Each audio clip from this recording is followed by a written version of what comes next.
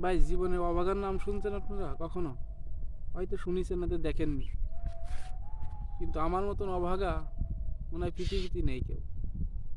কেন বলতেছি এই কথাগুলো? ছোটবেলায় আমার আব্বা মারা যায়। অনেক ছোট থাকতে আমার আব্বাটা মারা গেছে। তারপরে বাইকের সহযোগিতায় একটা ব্যবসা করতাম। একটা কসমেটিক্সের দোকান ছিল আমার একটা।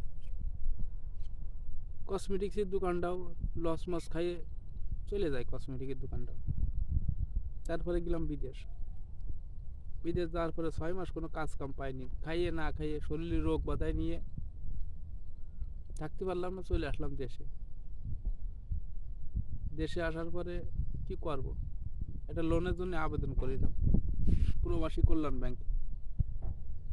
তো প্রবাসী কল্যাণ ব্যাংকে যখন আবেদন করলাম তখন আমার কাগজপাতি সব কিছুই ঠিকঠাক, আমি জানি আমার লোন হবে।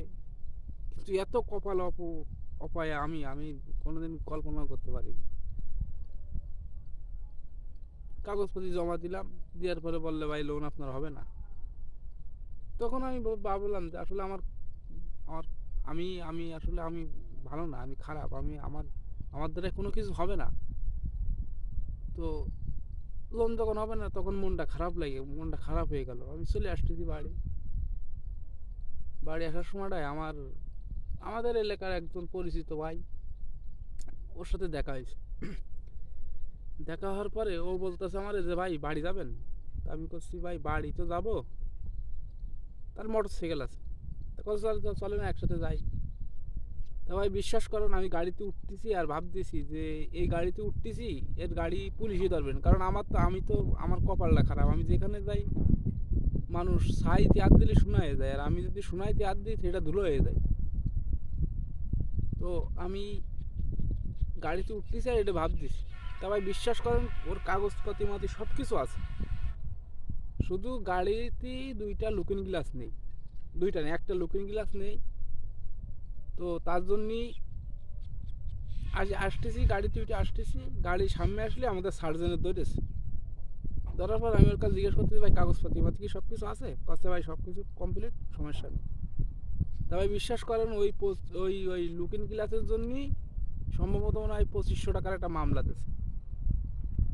তো আমি যদি গাড়িতে না থাকতাম অথচ হয়তো মনে হয় ছেলেটা ধরতো না, কারণ আমি আমার ধরে দিচ্ছি, কারণ আমি ভালো জায়গায়, আমি এখন লোকের সাথে মিশতে ভয় পাই। কারণ আমি যার সাথে মিশি তার কপালটাই খারাপ হয়ে যায়। আমি নিজে তো খারাপ, আমি নিজে খারাপ, আমি যার সাথে মিশতে যাই তার কপালটাই খারাপ হয়ে যায়। আমি সত্যি কথা বলতেছি, আমি আত্মহত্যা করতাম। আমার জীবনে এত কষ্ট, আমার কান্দা আসে মাঝে মধ্যে। জীবনে কিছুই করতে পারলাম না, অথচ বয়স শেষ। না পারতে ফ্যামিলির কাছে ভালো হতি, না পারতে কারো কাছে ভালো হতি। আমার আমার বাড়িটা, আমার ফ্যামিলিটারে আমি ধ্বংস করে দিলাম। আমার ফ্যামিলিটারে আমি পুরোটাই শেষ করে দিয়েছি। আমি নিজে শেষ করে দিয়েছি, আমি নিজে স্বীকার করে এটা। এই গামছাটা আমার মা আগের দিনকে কিনে দিয়েছে। তো যদি আত্মহত্যা মহাপাপ না হয়তো আমি এই গামছাটা দিয়ে আত্মহত্যা করবাম। তারপরেও দেখবো যদি কিছু না করতে পারি তাহলে ওই আত্মহত্যা ছাড়া আর কোনো উপায় থাকবে না আমার। কারণ আমার এই জীবন এ হচ্ছে অভিশপ্ত জীবন একটা এরকম। আমি ইউরোপের বিষয় আসক্ত ছিলাম। এই ইউরোপের চিন্তায় আমার এমন জায়গায় নিয়ে গেছে, আমার এখন কিছু ভালো লাগে না। যাই হোক, যদি আমার এই ভিডিওটা কারোর সামনে যায় কিছু করবেন, কিন্তু হয়তো জীবন রাখবো না, এই যে গামছাটা দিয়ে আত্মহত্যা করবো।